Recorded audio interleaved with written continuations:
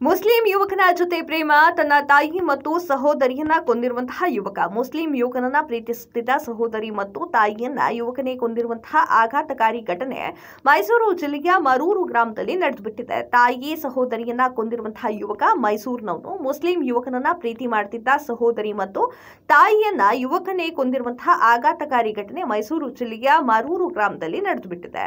ಮೃತರನ್ನ ಹಿರೇಕ್ಯಾತನಹಳ್ಳಿ ನಿವಾಸಿ 19 ವರ್ಷದ ಧನುಶ್ರೀ ಹಾಗೂ ಆಕೆಯ ತಾಯಿ 40 ವರ್ಷದ ಅನಿತಾ ಅಂತ ಗುರುತು ಹಿಡಿಯಲಾಗಿದೆ. ಈ ಪ್ರಕರಣದಲ್ಲಿ ಆರೋಪಿ ಸಹೋದರ ನಿತಿನ್ ಅನ್ನ ಪೊಲೀಸರು ಬಂಧಿಸಿದ್ದಾರೆ. ಅಂದ್ರೆ ಹಿರೇಕ್ಯಾತನಹಳ್ಳಿಯಲ್ಲಿ ಒಂದು ಕುಟುಂಬ ಇರುತ್ತೆ. ಅದರಲ್ಲಿ ತಂದೆ, ತಾಯಿ ಹಾಗೆ ಮಕ್ಕಳಿಬ್ರು ಇರ್ತಾರೆ. 19 ವರ್ಷದ ಧನುಶ್ರೀ ಆಕೆಯ ಮಗಳಾಗಿರ್ತಾಳೆ. ಹಾಗೆ ನಿತೀಶ್ ಕೂಡ ಅವರಿಬ್ಬರ ದಂಪತಿಗಳ ಮಗನಾಗಿರ್ತಾನೆ.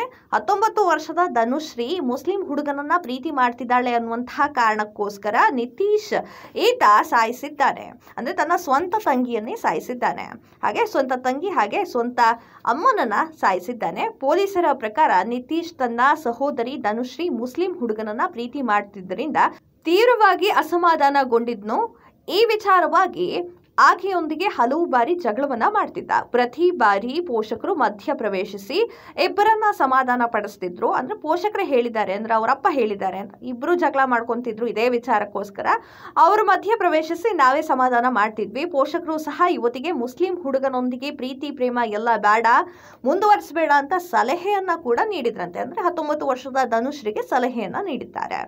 ಆದರೆ ಮಂಗಳವಾರ ಸಂಜೆ ಆರೋಪಿ ನಿತೀಶ್ ಸಮೀಪದ ಗ್ರಾಮದಲ್ಲಿರುವ ಸಂಬಂಧಿಕರ ಮನೆಗೆ ಭೇಟಿ ನೀಡುವ ನೆಪದಲ್ಲಿ ಧನುಶ್ರೀ ಮತ್ತು ತಾಯಿ ಅನಿತಾ ಅವರನ್ನ ಬೈಕ್ ನಲ್ಲಿ ಕರೆದುಕೊಂಡು ಹೋಗಿದ್ದ.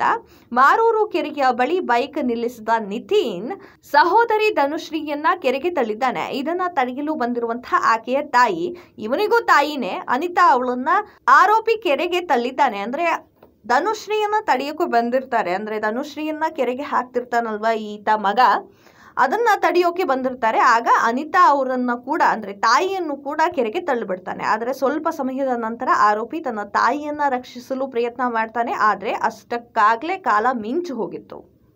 ಒದ್ದೆ ಬಟ್ಟೆಯಲ್ಲೇ ಮನೆಗೆ ಬಂದ ನಿತೀಶ್ ತಂದೆ ಮುಂದೆ ನಿರಂತರವಾಗಿ ಕಣ್ಣೀರನ್ನು ಹಾಕ್ತಾನೆ. ಈ ವೇಳೆ ಏನಾಯ್ತು ಅಂತ ತಂದೆ ಸತೀಶ್ ವಿಚಾರಿಸಿದಾಗ ತಪ್ಪೊಪ್ಪಿಕೊಳ್ತಾನೆ. 7 ತಿಂಗಳಿನಿಂದ ನಿತೀಶ್ ತನ್ನ ತಂಗಿಯೊಂದಿಗೆ ಮಾತನಾಡ್ತಾ ಇರಲಿಲ್ಲ ಅಂತ ಸತೀಶ್ ಅವರು ಹೇಳಿದ್ದಾರೆ. ಸತೀಶ್ ಅಂದ್ರೆ ಅವ್ರ ತಂದೆಯವರು ಹೇಳಿದ್ರು. ಯಾವುದೇ ವಿಷಯಕ್ಕೆ ಪರಸ್ಪರ ಜಗಳ ಮಾಡಬೇಡಿ ಅಂತ ನಾನು ಅವ್ರಿಗೆ ಹೇಳ್ತಾನೆ ಇದ್ದೆ. ಪೋಷಕರಾದ ನಾವು ಈ ಸಮಸ್ಯೆಯನ್ನ ಬಗೆಹರಿಸ್ಕೊಳ್ತೀವಿ. ಅಂದ್ರೆ ಮುಸ್ಲಿಂ ಹುಡುಗನನ್ನ ಪ್ರೀತಿ ಮಾಡ್ತಿದ್ಲಲ್ಲ 19 ವರ್ಷದ ಧನುಶ್ರೀ, ಅದನ್ನ ನಾವು ನೋಡ್ಕೊಂತೀವಿ ಅಂತ ಹೇಳಿದ್ವಿ. ನೀನ್ ತಂಗಿಯೊಂದಿಗೆ ಜಗಳ ಆಡಬೇಡ ಅಂತ ಹೇಳಿದ್ವಿ.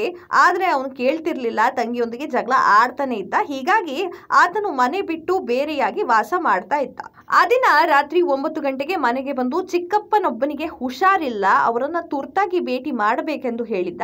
ಹೀಗಾಗಿ ನಾನು ಬೈಕ್ಗೆ ಪೆಟ್ರೋಲ್ ಹಾಕಿಸ್ಕೊಂಡು ಬರಲು ಹೋದೆ. ಅಂದ್ರೆ ಅಪ್ಪ ಬೈಕ್ಗೆ ಪೆಟ್ರೋಲ್ ಅನ್ನ ಹಾಕಿಸ್ಕೊಳ್ಳೋಕೆ ಹೋಗಿದ್ದಾನೆ. ನಾನು ಮನೆಗೆ ಬಂದು ನೋಡಿದಾಗ ನಿತೀಶ್ ಒಬ್ಬನೇ ಇದ್ದ. ಈ ವೇಳೆ ನಿನ್ನ ತಾಯಿ ಮತ್ತು ತಂಗಿ ಎಲ್ಲಿ ಅಂತ ವಿಚಾರ ಮಾಡಿದೆ. ಆಗ ನಿತಿನ್ ನನ್ನನ್ನ ಕೆರೆ ಬಳಿಗೆ ಕರ್ಕೊಂಡು ಹೋದ. ನೀರಿನಲ್ಲಿ ತಳ್ಳಿರುವುದಾಗಿ ಹೇಳಿ ಅಲ್ಲಿಂದ ಹೊರಟು ಬಿಟ್ಟ. ನಾನು ಸಂಬಂಧಿಕರ ಬಳಿಗೆ ಧಾವಿಸಿ ಪೊಲೀಸರಿಗೆ ಆಮೇಲೆ ವಿಷಯವನ್ನ ಮುಟ್ಟಿಸಿದೆ ಅಂತ ಅವರ ತಂದೆ ಸತೀಶ್ ಅವರು ಹೇಳಿಕೆಯನ್ನ ನೀಡ್ತಾರೆ. ಅಗ್ನಿಶಾಮಕ ದಳದ ಸಿಬ್ಬಂದಿ ಬುಧವಾರ ಕೆರೆಯಿಂದ ಮೃತದೇಹವನ್ನ ಹೊರಗೆ ತೆಗೆಯುವಲ್ಲಿ ಯಶಸ್ವಿಯಾಗಿದ್ದಾರೆ.